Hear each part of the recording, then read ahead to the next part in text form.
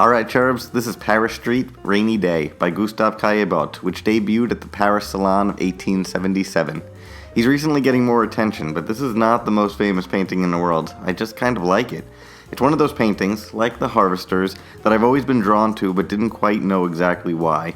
So, I took the summer to find out.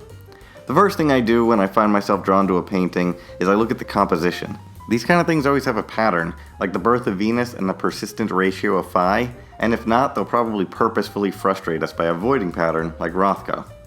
In this painting, though, it's pretty simple to figure out. This lantern and its shadow divide the canvas neatly in half vertically. We can also divide the canvas horizontally by using the lines made possible by Haussmann's redesign of Paris, a topic that I talked more about in my Atget video. The line these streets create cuts straight through the heads of nearly every character in the painting, which brings our attention to these characters who appear inside the open space of this huge canvas. Not one of them is making eye contact with any other one of them. Even these two, who appear ready to run into each other, show no signs of acknowledgement. This seems like a similar theme to those I discussed in the bar at the Fall Bergère video. Urban setting, lonely people, and individuals lost in the crowd. The composition helps us scan the background for these individuals as they all experience the rain, some more shielded from it than others. Those wealthy characters have umbrellas, and that type of umbrella had only been invented by an Englishman 3 years earlier. Top of the line technology. In fact, we're surrounded by it in this painting, by a sense of newness. All of Paris had been redesigned in the previous decades. All this is new. But all this fancy stuff can't help these people feel less alone. I'm starting to become concerned about my attraction to this painting. Here's where I need to step away for a little while. I need to think about somebody other than myself. I figured out why I'm attracted to it visually, but now I need to think about the people of Paris in 1877. They've had a bit of a traumatic time. Yeah, they have these wide streets and beautiful buildings and those fancy umbrellas, but the renovation process was a special kind of hell that displaced the entire working class, unwillingly ceding the city to a rising bourgeoisie.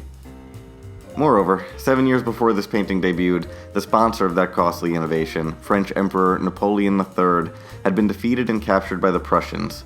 Much of the middle and upper class citizens left Paris expecting a siege. Industry came to a halt, and the working class suffered further displacement and starvation. Napoleon III's empire collapsed, and a transitional republican government formed in Paris. In this chaos, frustrated radical Parisians formed their own government, the Paris Commune, in challenge. This government, though, was quickly and brutally subdued. Paris had been a series of narrow streets, but these wide boulevards made suppression of the revolutionaries much simpler. In short, the decade prior to this painting represents a contest for the heart and soul of Paris, pitting the monarchy and rising bourgeoisie against workers and political radicals, and ended in what historians call Bloody Week. And so in this painting, citizens of different types occupy these streets, but nobody's looking at each other. The sadness of these characters becomes more clear and more powerful the more I know about this story. The image drew me in with an interesting composition, and it led me to gaining a deeper understanding of the 1870s in Paris. The image more profoundly links me to that population of people. This is why anybody studies art history at all.